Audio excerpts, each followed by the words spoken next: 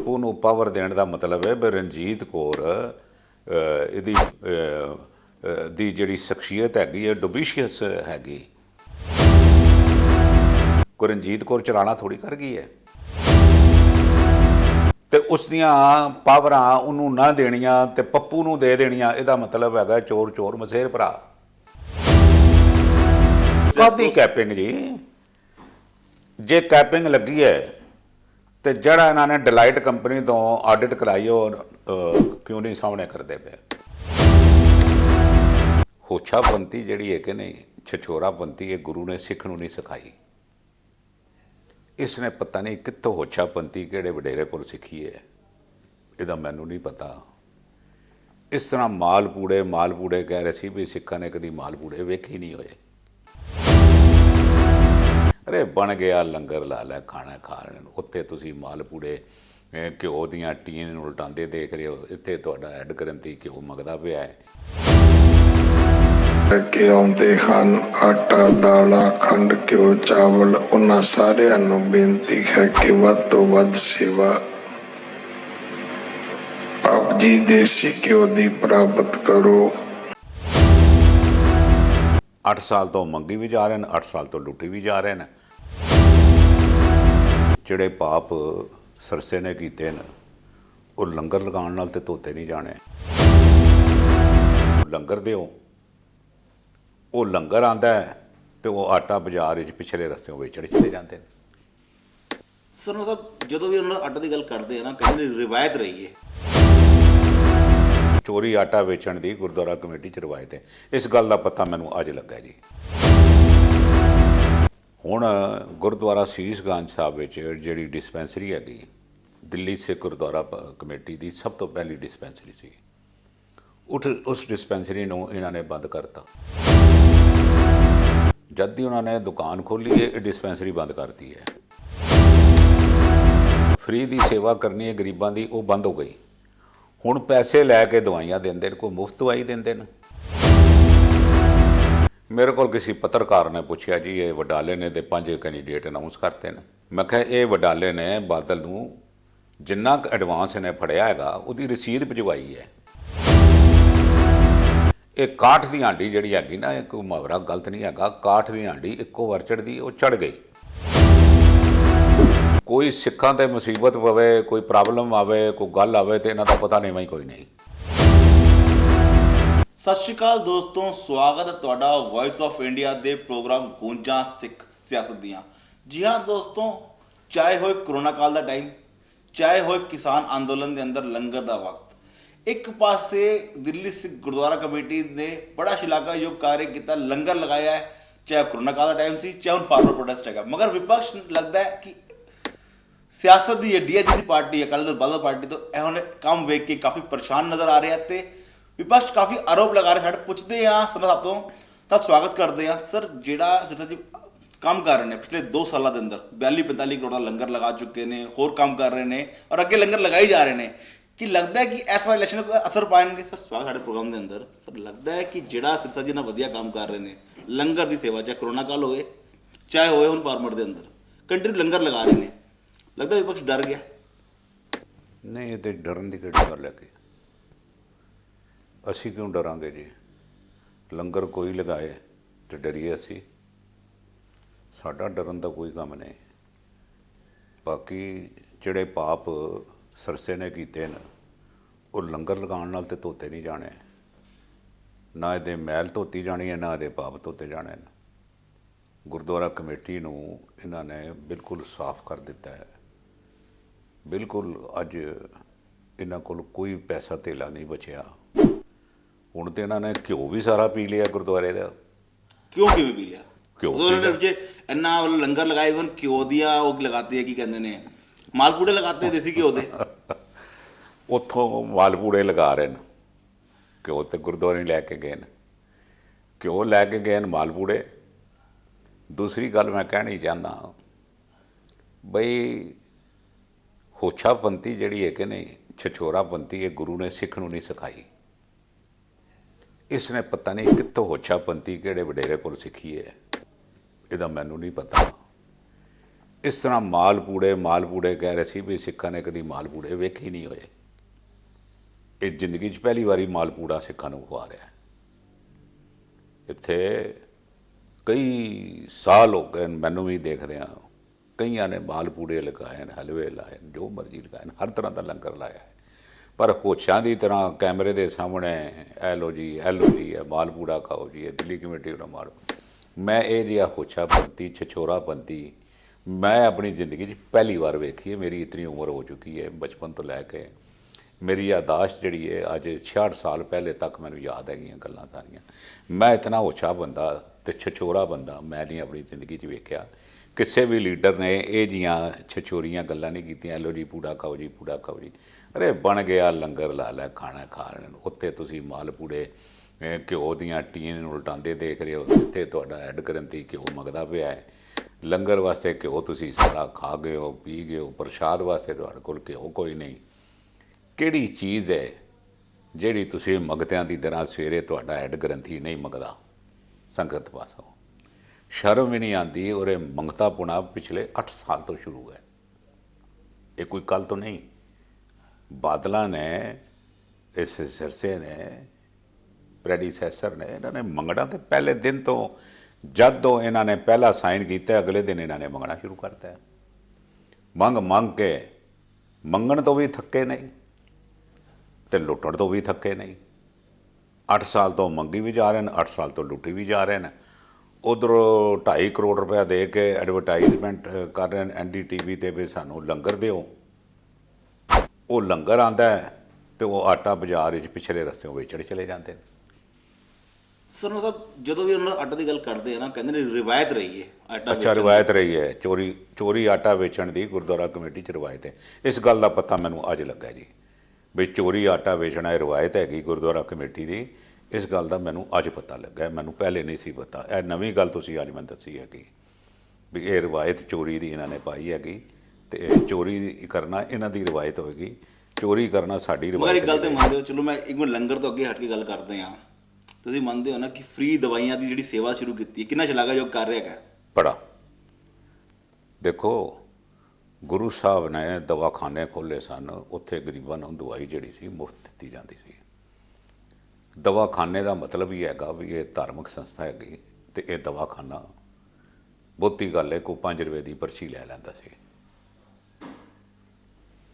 ਹੁਣ ਗੁਰਦੁਆਰਾ ਸੀਸ ਗੰਜ ਸਾਹਿਬ ਵਿੱਚ ਜਿਹੜੀ ਡਿਸਪੈਂਸਰੀ ਹੈਗੀ, ਜਿਹੜੀ ਗਰੀਬਾਂ ਵਾਸਤੇ ਸੀ, 5 ਰੁਪਏ ਦੀ ਪਰਚੀ ਲੈ ਕੇ ਉਹਨਾਂ ਨੂੰ ਦਵਾ ਦਾਰੂ ਦਵਾਈ ਵਗੈਰਾ ਸੀ, ਇਹ ਉਹਨਾਂ ਵਾਸਤੇ ਮੁਹੱਈਆ ਕਰਾਈ ਗਈ। ਦਿੱਲੀ ਸਿੱਖ ਗੁਰਦੁਆਰਾ ਕਮੇਟੀ ਦੀ ਸਭ ਤੋਂ ਪਹਿਲੀ ਡਿਸਪੈਂਸਰੀ ਸੀ। ਉਸ ਡਿਸਪੈਂਸਰੀ ਨੂੰ ਇਹਨਾਂ ਨੇ ਬੰਦ ਕਰਤਾ। ਕਦੋਂ ਬੰਦ ਕੀਤੇ ਹੋਏ ਕਾਫੀ ਥੋੜੀ ਦੇਰ ਹੋ ਗਈ ਹੈ। ਜਦ ਦੀ ਇਹਨਾਂ ਨੇ ਦੁਕਾਨ ਖੋਲ੍ਹੀ ਹੈ ਨਾਨਕ ਪਿਆਊ। ਨਹੀਂ, ਉਹ ਤਾਂ ਸਸਤੀ ਦਵਾਈਆਂ ਦੇ ਰਹੇ ਨੇ ਨਾ। ਮੇਰੀ ਗੱਲ ਤਾਂ ਪੂਰੀ ਕਰਨ ਦਿਓ। ਜਦ ਦੀ ਉਹਨਾਂ ਨੇ ਦੁਕਾਨ ਖੋਲ੍ਹੀ ਹੈ ਇਹ ਡਿਸਪੈਂਸਰੀ ਬੰਦ ਕਰਤੀ ਹੈ। ਜਿਹੜੀ ਫ੍ਰੀ ਦੀ ਸੇਵਾ ਕਰਨੀ ਹੈ ਗਰੀਬਾਂ ਦੀ ਉਹ ਬੰਦ ਹੋ ਗਈ।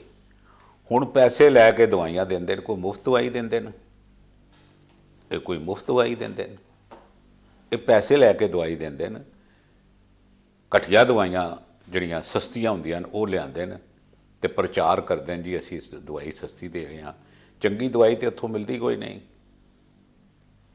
ਦਿੱਲੀ ਗੁਰਦੁਆਰਾ ਕਮੇਟੀ ਦਾ ਕੰਮ ਕੈਮਿਸਟ ਸ਼ਾਪ ਖੋਲ੍ਹਣਾ ਨਹੀਂ ਹੈ ਤੇ ਕੈਮਿਸਟ ਸ਼ਾਪ ਨੂੰ ਦਵਾਖਾਨਾ ਕਹਿਣਾ ਠੀਕ ਨਹੀਂ ਹੈ। ਦਵਾਖਾਨਾ ਉਹ ਹੁੰਦਾ ਜਿੱਥੇ ਮੁਫਤ ਦਵਾਈ ਦਿੱਤੀ ਜਾਏ, ਉਹ ਦਵਾਖਾਨਾ ਹੁੰਦਾ ਹੈ। ਇਹ ਗੁਰੂ ਦਾ ਦਵਾਖਾਨਾ। ਦਵਾਖਾਨਾ ਲਫ਼ਜ਼ ਜਿਹੜਾ ਗੁਰੂ ਸਾਹਿਬਾਂ ਨੇ ਦਿੱਤਾ, ਗੁਰੂ ਹਰਿ ਸਾਹਿਬ ਨੇ ਦਵਾਖਾਨਾ ਖੋਲ੍ਹਿਆ ਹੋਇਆ ਸੀ।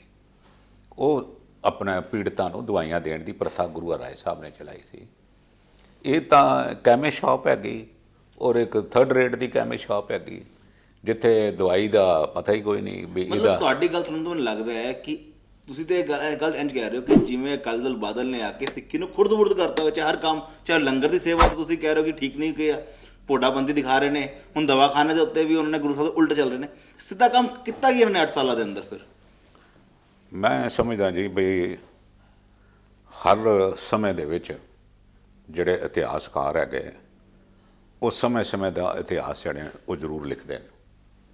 ਹੁਣ ਵੀ ਕੋਈ ਨਾ ਕੋਈ ਬੰਦਾ ਅਜੋਕੇ ਸਮੇਂ ਦਾ ਇਤਿਹਾਸ ਲਿਖ ਰਿਹਾ ਹੋਣਾ ਤੇ ਇਹ 10 ਸਾਲ 20 ਸਾਲ ਬਾਅਦ ਜਦ ਇਤਿਹਾਸ ਦੀ ਕਿਤਾਬਚਾ ਛਪੇਗਾ, ਬਾਹਰ ਆਏਗੀ। ਤੇ ਮੈਂ ਸਮਝਦਾ ਵੀ ਸਿੱਖੀ ਦੀ ਉਤਪਤੀ ਤੋਂ ਬਾਅਦ, ਜਦ ਦੀ ਗੁਰੂ ਨਾਨਕ ਸਾਹਿਬ ਨੇ ਉਤਪਤੀ ਕੀਤੀ ਹੈ ਸਿੱਖੀ ਦੀ, ਉਸ ਤੋਂ ਬਾਅਦ ਇਹ ਜਿਹੜਾ ਪੀਰੀਅਡ ਹੈਗਾ, ਜਿਹੜਾ ਇਹਨਾਂ ਦਾ ਕਾਰਜਕਾਲ ਹੈਗਾ, ਇਹ ਸਭ ਤੋਂ ਭੈੜਾ ਕਾਰਜਕਾਲ ਮੰਨਿਆ ਜਾਏਗਾ। ਧਰਮ ਦਾ ਨਾਸ ਇਹਨਾਂ ਨੇ ਕੀਤਾ, ਫਾਈਨੈਂਸ਼ੀਅਲ ਲਾਸ ਇਹਨਾਂ ਨੇ ਕੀਤਾ, ਐਜੂਕੇਸ਼ਨਲ ਲਾਸ ਇਹਨਾਂ ਨੇ ਕੀਤਾ, ਕਾਲਜ ਸਕੂਲ ਇਹਨਾਂ ਨੇ ਬੰਦ ਕਰਾਏ, ਖਤਮ ਕਰਤੀ। ਔਰ ਸਭ ਤੋਂ ਮਾੜੀ ਗੱਲ ਇਹ ਹੈਗੀ ਵੀ ਚੋਰੀ ਕਰਨਾ ਪੈਸੇ, ਗੁਰੂ ਘਰਾਂ ਦੇ ਖਜ਼ਾਨੇ 'ਚੋਂ ਚੋਰੀ ਕਰਨੇ, ਕੈਸ਼ ਪੈਸੇ ਕੱਢ ਕੇ ਲੈ ਜਾਣੇ, ਨਕਲੀ ਬਿੱਲ ਬਣਾ ਲੈਣੇ। ਇਹ ਭਾਗੀਦਾਰ ਹੈਗਾ, ਇਹ ਕਿੱਥੋਂ ਬਚੇਗਾ? ਕੋਈ ਵੀ ਪ੍ਰਧਾਨ, ਇਹ ਕੋਈ ਵੀ ਪ੍ਰਧਾਨ ਤੇ ਕੋਈ ਵੀ ਜਨਰਲ ਸਕੱਤਰ ਇਕੱਲਾ ਚੋਰੀ ਨਹੀਂ ਕਰ ਸਕਦਾ। ਮੈਂ ਕੋਈ ਗੱਲ ਕਰਨ ਜਾ ਰਿਹਾ ਸੀ ਕਿ ਸਿਰਸਾ ਜੀ ਕਹਿੰਦੇ ਨੇ ਕਿ ਜਿਹੜੀਆਂ ਚੋਰੀਆਂ 6 ਸਾਲ ਹੋਈਆਂ ਨੇ, ਅਸੀਂ ਉਹ 2 ਸਾਲ ਦੇ ਅੰਦਰ ਕੈਪਿੰਗ ਲਗਾਤੀ ਹੈ, ਹੁਣ ਕੋਈ ਚੋਰੀ ਨਹੀਂ ਹੋ ਰਹੀ। ਚਲੋ, ਤੇ ਜਿਹੜੀ ਪਿਛਲੀ 6 ਸਾਲ ਚੋਰੀ ਹੋਈ ਹੈ ਉਹਦਾ ਕੋਈ ਕੀ ਹੈਗਾ? ਇਹ ਮਤਲਬ ਇਹ ਪਾਕ ਸਾਫ ਹੋ ਗਿਆ। ਮਗਰ ਇੱਕ ਮਜ਼ੇ ਦੀ ਗੱਲ ਹੈਗੀ ਹੈ ਕਿ ਜਿਹੜੇ ਪੱਪੂ ਜੀ ਤੇ ਇਲਜ਼ਾਮ ਲੱਗੇ ਸੀ, ਜੀਕੇ ਨੇ ਸਾਈਨ ਕੀਤੇ ਸੀ ਜਾਂ ਪੱਪੂ ਜੀ ਨੇ ਸਾਈਨ ਕੀਤੇ ਸੀ, ਹੁਣ ਪੱਪੂ ਜੀ ਨੂੰ ਵਾਪਸ ਪਾਵਰ ਦਿੱਤੀ ਸਾਈਨ ਕਰਨ ਦੀ। ਦੇਖੋ ਜੀ, ਇਹ ਮਸ਼ਹੂਰ ਹੈਗੇ ਇਲੀਗਲ ਕੰਮ ਕਰਨ ਦੇ। ਇਹ ਲੀਗੈਲਿਟੀ ਨਹੀਂ ਹੈਗੀ ਇਹਦੇ ਵਿੱਚ ਕੋਈ। ਇਹ ਉਹਨੂੰ ਉਮੀਦ ਪ੍ਰਧਾਨ ਦੀਆਂ ਪਾਵਰਾਂ ਦੇ ਨਹੀਂ ਸਕਦੇ। ਇਹ ਇਲੀਗਲ ਹੈਗਾ ਕੰਮ। ਇਹਦਾ ਮਤਲਬ ਇਹਨਾਂ ਨੂੰ ਰਣਜੀਤ ਕੌਰ ਉੱਪਰ ਇੱਕ ਪੈਸੇ ਦਾ ਭਰੋਸਾ ਨਹੀਂ ਹੈਗਾ। ਪੱਪੂ ਨੂੰ ਪਾਵਰ ਦੇਣ ਦਾ ਮਤਲਬ ਹੈ ਵੀ ਰਣਜੀਤ ਕੌਰ ਇਹਦੀ ਦੀ ਜਿਹੜੀ ਸ਼ਖਸੀਅਤ ਹੈਗੀ ਹੈ ਡੁਬੀਸ਼ੀਅਸ ਹੈਗੀ, ਉਹ ਸਾਫ਼ ਨਹੀਂ ਹੈਗੀ। ਜੇ ਸਾਫ਼ ਹੁੰਦੀ ਤਾਂ ਇੱਕੋ ਹੀ ਪ੍ਰਧਾਨ, ਮੀਤ ਪ੍ਰਧਾਨ ਕਾਫੀ ਹੁੰਦਾ ਹੈ। ਕੋਈ ਰਣਜੀਤ ਕੌਰ ਚਲਾਣਾ ਥੋੜ੍ਹੀ ਕਰ ਗਈ ਹੈ, ਬੈਠੀ ਹੋਈ ਹੈ, ਸਿਹਤ ਚੰਗੀ ਹੈਗੀ, ਬੁੜੀ ਵੀ ਨਹੀਂ ਹੈਗੀ, ਸਾਰੇ ਸਰੀਰ ਦੇ ਅੰਗ ਕੰਮ ਕਰ ਰਹੇ ਨੇ, ਚੇਤਨ ਹੈਗੀ। She is a very good lady. ਉਹਨੂੰ ਪੂਰੇ ਕੰਮ ਦੀ ਵੀ ਸਮਝ ਹੈਗੀ, ਤੇ ਉਸ ਦੀਆਂ ਪਾਵਰਾਂ ਉਹਨੂੰ ਨਾ ਦੇਣੀਆਂ ਤੇ ਪੱਪੂ ਨੂੰ ਦੇ ਦੇਣੀਆਂ, ਇਹਦਾ ਮਤਲਬ ਹੈਗਾ ਚੋਰ ਚੋਰ ਮਸੇਰ ਭਰਾ, ਚੋਰ ਚੋਰ ਮਸੇਰ ਭਰਾ। ਇਹ ਹੁਣ ਇਹਨਾਂ ਨੂੰ ਇਹ ਹੈਗਾ ਵੀ ਚਲੋ ਪੱਪੂ ਦੇ ਰਾਹੀਂ ਜਰਾ ਮਾਲ ਜ਼ਿਆਦਾ ਖਾਧਾ ਜਾਏਗਾ, ਇਸ ਕਰਕੇ ਪੱਪੂ ਨੂੰ ਪਾਵਰਾਂ ਦੇ ਦਿਓ। ਕੌਣ ਪੁੱਛਣ ਵਾਲਾ ਹੈ? ਕਨਸਟੀਟਿਊਸ਼ਨਲ ਲੀਗੈਲਿਟੀ ਨਹੀਂ ਹੈਗੀ। ਇਹ ਕਿਵੇਂ ਬਣਾ ਸਕਦੇ ਹਨ? ਹਾਊਸ ਬਣਾਉਣਾ ਹੁੰਦਾ ਹੈ, ਹਾਊਸ ਨੂੰ ਬੁਲਾਓ, ਤੁਸੀਂ ਡਾਇਰੈਕਟੋਰੇਟ ਆਫ ਗੁਰਦੁਆਰਾ ਬੈਠਾ, ਤੁਸੀਂ ਉਸ ਨੂੰ ਪੁੱਛੋ। ਕੋਈ ਸਰਕਾਰੀ ਜੰਤਰ ਤੰਤਰ ਹੁੰਦੇ ਨੇ, ਕੋਈ ਸਲੀਕਾ, ਕੋਈ ਕਨਸਟੀਟਿਊਸ਼ਨ ਹੈ ਨਹੀਂ ਹੈ। ਇਹ ਤੇ ਨਾ ਭਾਈਏ ਦਾ ਰਾਜ ਬਣਾਇਆ ਹੋਇਆ, ਚੱਲ ਤੂੰ ਨਹੀਂ ਤੇ ਤੂੰ ਸੀ। ਜਿਹੜਾ ਜਿਹਦੀ ਸਹੂਲੀਅਤ ਨਾਲ ਚੋਰੀ ਚਕਾਰੀ ਜ਼ਿਆਦਾ ਹੋ ਸਕੇ ਉਸ ਨੂੰ ਮੀਤ ਪ੍ਰਧਾਨ ਬਣਾ ਦਿਓ, ਉਹਨੂੰ ਪਾਵਰਾਂ ਦੇ ਦਿਓ, ਤੇ ਜਿਹੜੀ ਬੈਠੀ ਹੋਈ ਹੈ ਉਹਨੂੰ ਕਿਨਾਰੇ ਕਰ ਦਿਓ। ਕੀ ਪਤਾ ਉਹਨੇ ਨਾ ਕੀਤੀ ਹੋਣੀ ਰਣਜੀਤ ਕੌਰ ਨੇ, ਮੇਰਾ ਖਿਆਲ ਹੈਗਾ, ਮੈਨੂੰ ਕੋਈ ਕਨਫਰਮੇਸ਼ਨ ਨਹੀਂ, ਮੈਂ ਕੋਈ ਗੁਰਦੁਆਰਾ ਕਮੇਟੀ ਦਾ ਤੇ ਮੇਰਾ ਕੋਈ ਲੈਣ ਦੇਣ ਨਹੀਂ, ਪਰ ਆਦਮੀ ਸੋਚਦਾ ਤੇ ਹੈ ਨਾ। ਬਾਕੀ ਜਿੱਥੇ ਰਹੀ ਗੱਲ ਜੀ ਇਹ ਆਮ ਕਹਿੰਦਾ ਜੀ ਮੈਂ ਨਹੀਂ ਸੀ ਹੈਗਾ ਜੀ, ਮੈਂ ਹੁਣ ਇੱਥੇ ਇੱਕ ਦਿਨ ਨਹੀਂ ਆਉਂਦਾ ਆਪਣੇ ਆਫਿਸ ਵਿੱਚ, ਤੇ ਮੈਂ ਉਸ ਤੋਂ ਅਗਲੇ ਦਿਨ ਆਉਂਦਾ ਤੇ ਮੈਂ ਪਿਛਲੇ ਦਿਨ ਦੀ ਕਾਰਵਾਈ ਆਪਣੇ ਮੈਨੇਜਰ ਕੋਲੋਂ ਪੁੱਛਦਾ ਵੀ ਕੱਲ੍ਹ ਦੀ ਕੀ ਕਾਰਵਾਈ ਹੈਗੀ। ਤੇ ਜੇ ਮੈਂ ਉਹ ਕਾਰਵਾਈ ਨਹੀਂ ਪੁੱਛਦਾ, I am not fit to sit on my chair. ਤੂੰ ਆਪਣਾ ਚੋਰੀ ਚਕਾਰੀ ਤੁਸੀਂ ਮਿਲੀ ਭਗਤ ਨਾਲ ਕੀਤੀ, ਪੈਸੇ ਖਾਧੇ, ਉਸ ਤੋਂ ਬਾਅਦ ਤੂੰ ਕ੍ਰਿਮੀਨਲ ਟਾਈਪ ਦਾ ਬੰਦਾ, ਤੂੰ ਕਿਹਾ ਬਈ ਚਲੋ ਮੈਂ ਤਾਂ ਅਸੋ ਲਾਂਭੇ ਹੋਵਾਂ ਨਾ, ਮੈਂ ਆਪਣੇ ਸਿਰ ਚੋਰੀ ਪਾਵਾਂ, ਮੈਂ ਸਾਈਡ 'ਤੇ ਹੋਣਾ। ਪਰ ਇਸ ਤਰ੍ਹਾਂ ਨਹੀਂ ਜ਼ਿੰਮੇਵਾਰੀ ਤੋਂ ਮੁਕਤ ਹੁੰਦਾ ਸਰਸਾ। ਤੂੰ ਪੂਰਾ ਭਾਗੀਦਾਰ ਹੈਗਾ। ਸਿਰਸਾ ਮੈਂ ਨਹੀਂ ਹੈਗਾ, ਸਿਰਸਾ ਮੈਂ ਸਾਹਮਣੇ ਹੀ ਕਹਿ ਰਿਹਾ, ਮੈਂ ਕੋਈ ਤੁਹਾਨੂੰ ਥੋੜ੍ਹੀ ਕਹਿ ਰਿਹਾ। ਤੁਸੀਂ ਕੀ ਲੈਣਾ ਦੇਣਾ? ਤੁਸੀਂ ਤੇ ਇੱਕ ਦੂਤ ਬਣ ਕੇ ਆਏ ਹੋ, ਮੇਰੇ ਕੋਲ ਸਵਾਲ ਪੁੱਛ ਰਹੇ ਹੋ। ਮੈਂ ਇਹ ਸਿਰਸੇ ਨੂੰ ਮੁਖਾਤਬ ਹੋ ਕੇ ਕਹਿ ਰਿਹਾ ਵੀ ਤੂੰ ਚੋਰ ਹੈਗਾ, ਚੋਰੀ ਤੂੰ ਕੀਤੀ ਹੈਗੀ। ਇਹ ਹੱਥ ਮੱਲਣ ਨਾਲ ਹੱਥ ਸਾਫ਼ ਨਹੀਂ ਹੋ ਜਾਂਦੇ, ਗੰਦਗੀ ਤਾਂ ਅੰਦਰ ਤੇਰੇ ਵੜੀ ਵੀ ਹੈਗੀ। ਮਗਰ ਹੁਣ 2 ਸਾਲ ਅੰਦਰ ਕੈਪਿੰਗ ਦੇ ਮੰਨਦੇ ਉਹਨੂੰ ਲੱਗੀ ਹੈ। ਹਾਂਜੀ, ਹਲੇ ਵੀ ਪੁੱਛ ਰਿਹਾ ਕਾਹਦੀ ਕੈਪਿੰਗ ਜੀ? ਜੇ ਕੈਪਿੰਗ ਲੱਗੀ ਹੈ ਤੇ ਜਿਹੜਾ ਇਹਨਾਂ ਨੇ ਡਿਲਾਈਟ ਕੰਪਨੀ ਤੋਂ ਆਡਿਟ ਕਰਾਈ ਉਹ ਕਿਉਂ ਨਹੀਂ ਸਾਹਮਣੇ ਕਰਦੇ ਪਏ? ਅੱਜ 1 ਸਾਲ ਹੋ ਗਿਆ ਆਡਿਟਿੰਗ ਹੋਇਆ, ਪੂਰਾ 1 ਸਾਲ ਹੋ ਗਿਆ, ਕਿਉਂ ਨਹੀਂ ਇਹ ਸਾਹਮਣੇ ਕਰਦੇ ਪਏ? ਕਿਉਂਕਿ ਸਪਸ਼ਟ ਤੌਰ 'ਤੇ ਇਹ ਇਨਵੋਲਵਡ ਹੈਗਾ ਉਹਨਾਂ ਚੋਰੀਆਂ ਦੇ ਵਿੱਚ। ਸਭ ਤੋਂ ਪਹਿਲਾਂ ਡਿਲਾਈਟ ਕੰਪਨੀ ਨੇ ਇਹਨਾਂ ਦਾ ਕੈਸ਼ ਇਨ ਹੈਂਡ ਚੈੱਕ ਕੀਤਾ ਜੀ ਆ ਕੇ। ਉਹ ਕੈਸ਼ ਇਨ ਹੈਂਡ ਕਿਤਾਬਾਂ ਦੇ ਵਿੱਚ ਵੱਧ ਹੈਗਾ, ਐਕਚੁਅਲ ਕੈਸ਼ ਇਨ ਹੈਂਡ ਘੱਟ ਹੈਗਾ। ਔਰ ਸਾਨੂੰ ਇਸ ਗੱਲ ਦਾ ਪਤਾ ਲੱਗ ਗਿਆ। ਸਰਦਾਰ ਪਰਮਜੀਤ ਸਿੰਘ ਸਰਨਾ ਨੇ ਪ੍ਰੈਸ ਨੂੰ ਨਾਲ ਲੈ ਕੇ ਨੇ ਕਿਹਾ ਜੀ ਸਾਨੂੰ ਕੈਸ਼ ਕਢਾ ਦਿਓ। ਅਸੀਂ ਤਾਂ ਆਪਣੇ ਵਕਤ ਹਰ ਸਿੱਖ ਨੂੰ ਇਹ ਅਖਤਿਆਰ ਦਿੱਤੇ ਹੋਏ ਸਨ ਵੀ ਤੁਸੀਂ ਆ ਕੇ ਜਿਹੜਾ ਮਰਜ਼ੀ ਕਾਗਜ਼ ਦਿੱਲੀ ਗੁਰਦੁਆਰਾ ਕਮੇਟੀ 'ਚੋਂ ਦੇਖ ਲਓ, ਸਾਨੂੰ ਕੋਈ ਨਾਂ ਨਹੀਂ ਹੈਗੀ। ਅਸੀਂ ਤਾਂ ਨਾਂ ਨਹੀਂ ਕੀਤੀ। ਤੁਸੀਂ ਸਾਡੀ ਸ਼ਕਲ ਵੇਖ ਕੇ ਗੁਰਦੁਆਰਿਓਂ ਭੱਜ ਗਏ, ਪਿੱਛੋਂ ਮੈਨੇਜਰਾਂ ਨੂੰ ਮਨਾ ਕਰਤਾ ਵੀ ਕੁਝ ਵੀ ਨਹੀਂ ਗਿਣਾਉਣਾ। ਉਸ ਦਿਨ ਤੁਹਾਡੀ ਕੈਸ਼ ਘੱਟ ਸੀ ਔਰ ਇਹ ਲਿਖਤ ਡਿਲਾਈਟ ਕੰਪਨੀ ਨੇ ਸਾਨੂੰ ਪਤਾ ਲੱਗਾ ਵੀ ਇਹ ਪਹਿਲੀ ਮੱਧ ਉਹਨਾਂ ਨੇ ਲਿਖੀ ਹੈ ਤੁਹਾਡੀ ਕੈਸ਼ ਇਨ ਹੈਂਡ ਸ਼ਾਰਟ ਹੈਗੀ ਸੀ। ਸ਼ਾਰਟ ਦਾ ਮਤਲਬ ਹੈਗਾ ਤੁਸੀਂ ਵਰਤੇ ਨੇ ਪੈਸੇ ਹੋ, ਗੁਰੂ ਘਰ ਦੇ ਗੋਲਕ ਗੁਰੂ ਦੀ ਵਰਤਦੇ ਤੁਸੀਂ ਪਏ ਹੋ। ਕਿੱਥੋਂ ਸਾਫ਼ ਹੈਗਾ ਇਹ? मैं एक गल की शलाघा करदा कि अकाली दल दिल्ली ने श्रोमणी अकाली दिल्ली ने अपनी वॉच डॉग की भूमिका बड़ी बेखूबी निभाई है। पूरा टाइम टू टाइम रह के हर गल सामने रखे है। मगर जी नवी पार्टी पुंगड़ रही ने हुण जी वोट कटुआ पार्टी कहने हाँ इलैक्शन की कहना चाहोगे कि बी टीम है ने? देखो कोई शक नहीं हैगा।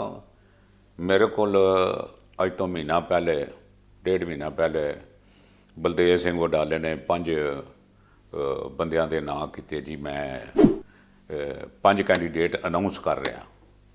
मेरे को किसी पत्रकार ने पूछा जी ये वडाले ने तो 5 कैंडीडेट अनाउंस करते हैं।